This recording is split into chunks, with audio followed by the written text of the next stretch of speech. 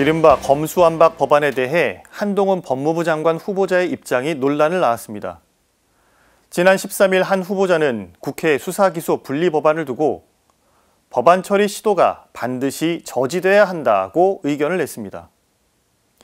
게다가 현 정부를 두고는 야반도주라는 표현까지 써가며 여당의 입법 의도가 현 정부의 비리를 덮기 위한 것이란 시선을 노골적으로 드러냈습니다. 민주당은 강하게 반발했습니다.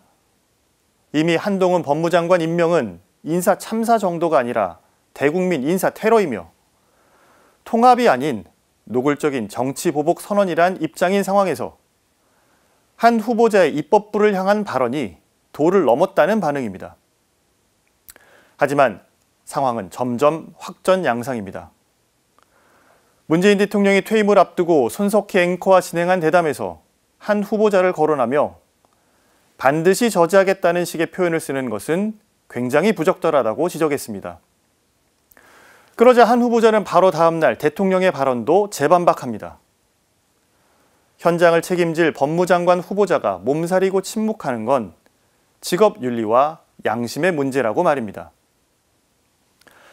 아직 인사청문회도 진행되지 않았고 심지어 적절성 논란뿐 아니라 본인을 둘러싼 도덕성 시비도 일고 있는 상황인데도 후보자의 발언은 거침이 없습니다.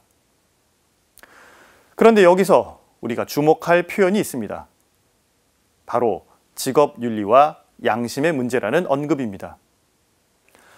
양심은 사전적으로 옳고 그름, 선과 악을 구별하는 도덕적 의식이나 마음씨로 정의합니다.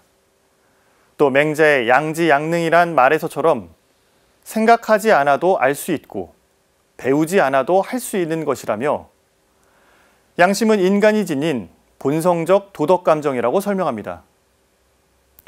한 후보자가 정말로 검수완박 저지를 위한 발언이 자신의 직업윤리와 양심의 문제라면 그가 법에 관한 행정을 총괄하는 법무장관 후보자로서 자신과 관련된 논란들에는 어떤 직업윤리와 양심의 문제를 느끼는지 묻고 싶습니다.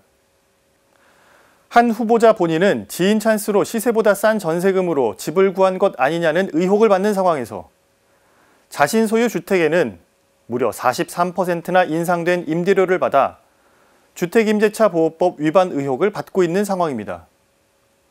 또 외제차 구입 비용을 줄이기 위해 위장 전입을 한 사실에 대해서는 딜러에게 책임을 전가하고 있습니다. 그런데 주민등록은 제3자가 대신할 수 없기에 이 같은 해명도 궁색해 보입니다. 양심을 뜻하는 라틴어 콘시엔시아는 함께를 뜻하는 콘과 지식을 뜻하는 시엔시아가 결합된 말로 모두가 함께 알고 있는 것을 뜻합니다.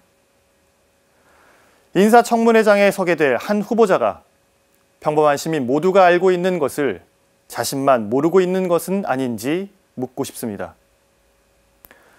의혹은 해명하되 손바닥으로 하늘을 가릴 수 있다는 태도는 결코 양심적이지 않음을 기억하면 좋겠습니다.